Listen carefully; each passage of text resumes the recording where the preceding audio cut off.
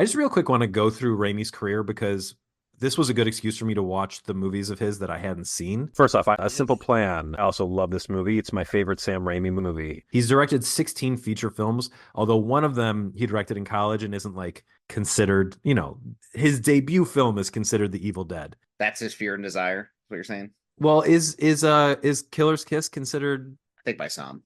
Okay, so then yeah, it's like his Hot Tomorrows and stuff like that. But I just want to real quick go through my rankings because I'm shocked at how the quality of his movies is just like vacillating wildly from movie to movie. It reminded me of, so Roman Polanski directed Chinatown. He directed Rosemary's Baby. Like these are considered two of the greatest movies of all time. And then he directed Pirates, which is so unbelievably bad. It's almost unfathomable.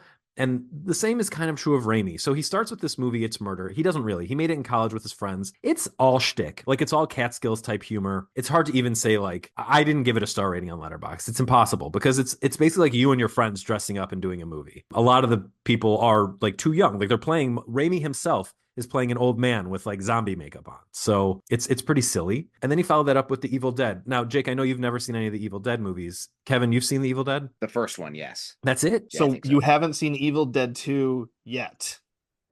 Yes. So am I going to see Evil Dead 2?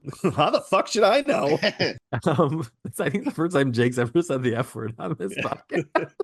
I'm glad us quoting High Fidelity could bring that out of him. Evil Dead is pretty good. I mean, it's also made on like no budget, and for that, I mean, the makeup's terrible, but then like there's cool stop motion stuff at the end, and you can see why like people got into his horror stuff. But then he makes Crimewave, which is just hot garbage. The Coen brothers wrote this movie with him, and it's one of the worst movies I've ever seen. And then he goes back and makes The Evil Dead 2, which is super famous. I can't believe you guys haven't seen this movie yet.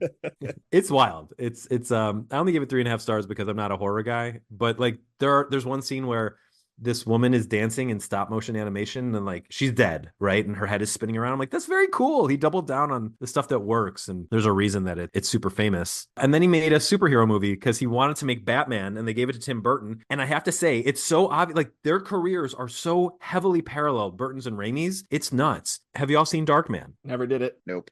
Okay, so Darkman is very cool. Liam Neeson, who's one of my arch enemies because I was dating a woman once who I found out then started dating him. He plays a guy who gets tortured pretty much to death. And then because of his scientific experiments he'd been doing, becomes a freakish superhero because he can't feel pain. It's fun. It's cool. I haven't seen any of the sequels, so I can't say if they're any good. But it's just like a bonkers response to Batman, basically. And I think he did a pretty good job with it. I liked it a lot. And then he made Army of Darkness, which the two of you haven't seen. It's fun. It's cool that like so much of what happens in Army of Darkness is seated in Evil Dead 2. I had seen Army of Darkness first, so I kind of thought it was, and it came out so much later, I thought, oh, it was just like a cash grab type deal. Not at all the case. And then he did The Quick and the Dead, his Western. Have y'all seen Quick and the Dead? Nope. So you guys have like no relationship to Sam Raimi. Really, until you get to Spider-Man and then Doctor Strange, and then this is pretty much it. Well, so Quick and the Dead's like pretty cool. First off, it's a female lead, which is neat, with a Western. Sharon Stone is the star. Leonardo DiCaprio's in it. He does a pretty good job. And she like comes to a town and Gene Hackman's the boss of the town and blah, blah, blah. Yeah, this one's pretty good. And this was like sort of the level I thought he was at, like the high 3.5 star, bordering on 4-star type movie. And then he makes A Simple Plan, which we just talked about for a while, which is insanely good. The oddity of Quick and the Dead, it was pre-Titanic. Sharon Stone actually had to fight for DiCaprio, I guess, to be cast in that movie. Yeah. Which seems like might be hard for people to understand that reality now, being, DiCaprio being what he is today. But yeah, that's the 1995 DiCaprio. Quick Titanic story that I got from that pocket. Bill Paxton's in Titanic, yes? He's like the narrative device that drives the movie. So Titanic comes out when A Simple Plan is filming, and he takes everybody to the theater to go see Titanic while it's filming, and he's like very proud of it. And look at this giant movie I was in. Right. We didn't talk about how these two guys have Southern accents and no one else in the town does in this Midwestern town, or that Gary Cole was awesome in his creepy role. Yeah, he was. So then he makes For the Love of the Game. I've complained about that enough on this podcast for a lifetime, but it's just like one of the most boring movies I've ever seen. And it's very clear that it's a Kevin Costner movie much more than it's a Sam Raimi movie. And none of these people involved know how to make a romantic movie, apparently. And then he makes The Gift. Okay, have either of you seen Twin Peaks? It's on my long list. I really want to see Twin Peaks. Okay, put it on your short list. It's very good. Okay. I wrote in my review, there's a direct line I think you can draw from Twin Peaks to The Gift to that really disgusting short film that made Ari Aster famous before he made Hereditary about father-son incest. Just like the same kind of mean, There's an undercurrent in your suburb that you don't know about, nastiness. And The Gift is like pretty good in the same way that Twin Peaks is good. And the acting's about on the same level, which is to say it's kind of soapy. And then he makes the Spider-Man trilogy. I don't like the first Spider-Man, but most people do. I think Sam Raimi like kind of doesn't know how to direct actors, which makes A Simple Plan such a particular standout in his career because everyone's doing such amazing naturalistic work in A Simple Plan and in every other movie of his, including all the Spider-Man movies. It feels like you're watching a play, like a high school or college level play. And I've had someone say to me like, well, Spider-Man 1 is like Shakespearean. It's just not. It's like a good movie that revitalized the genre, but it's to me not a good movie, but I get why people like at least like what Defoe is doing in it. I feel like you can say literally anything is Shakespearean because everything is pretty much everything he's done you could take something from and just claim it's Shakespearean. I guess. Yeah. Do you guys like Spider-Man 1? Yeah, I actually think also 3 is better than people give it credit for. I agree with that, but I think 1 is worse than people give it credit for. Fair enough. I think one I think is very okay and nothing more. Like 2 is great.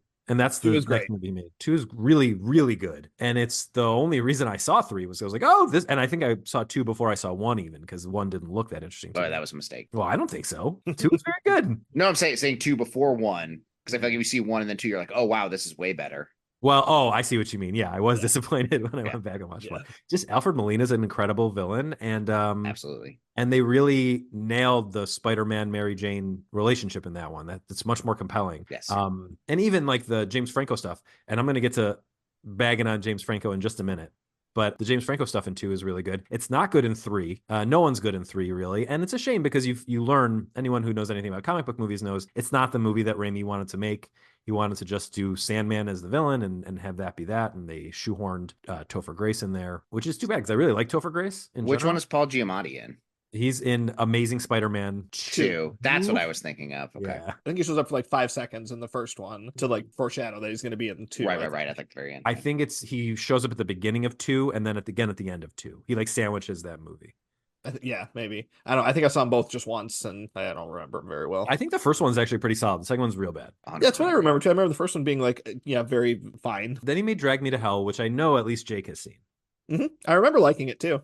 Yeah, I didn't. Okay. Alison Lohman is not a good leading woman. I love her in Matchstick Men as the con artist daughter, quote unquote daughter. She's not good in Drag Me to Hell. And that cast is just like the only person who seems like they actually want to be in the movie, Justin Long. He's the only one like really doing it. Everyone else is just sort of like, they're on a TV show. It feels like TV. And then he makes Oz the Great and Powerful, which honestly, it's bad, but it's not as bad as people say. It's not as bad as Crimewave. It's not as bad as For the Love of the Game. No, definitely not as bad as For Love of the Game. It's some of the worst CG I've ever seen, or at the very least, some of the worst compositing. There are moments when there are no human, and I say moments, just like brief moments where there's no humans in a shot, and it looks like a good cartoon. And then you get James Franco showing up, and he doesn't look like he's really there. And Mila Kunis is a terrible villain. But through all of this, he's collaborated with Danny Elfman quite a bit. Danny Elfman did the score for all the Spider-Man movies.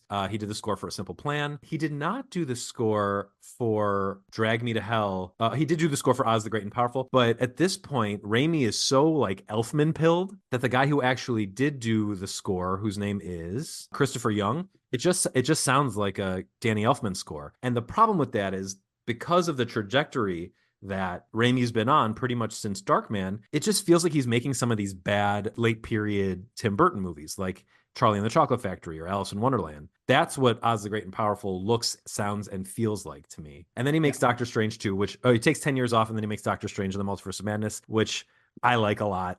I'm one of those. I think. Oh, good. I think it's one of the only good Phase 4 MCU movies. Yeah, I just think it's a lot of fun. And Elfman, not Elfman. Well, did Elfman? Yeah, I think Elfman did do the score for that one. Did you ever go on your big? You're like, I'm going to get to the Elfman of it all. This was it. Okay. It was basically like about how because of Elfman, you could easily confuse a lot of Sam Raimi movies for Tim Burton movies. And post 1999, you don't want to do that. That's not good for either of them. Although I like Big Fish. Yeah, Doctor Strange and the Multiverse of Madness I think people were rude to it for no reason. I think it's pretty fun. Yeah, that's a good one.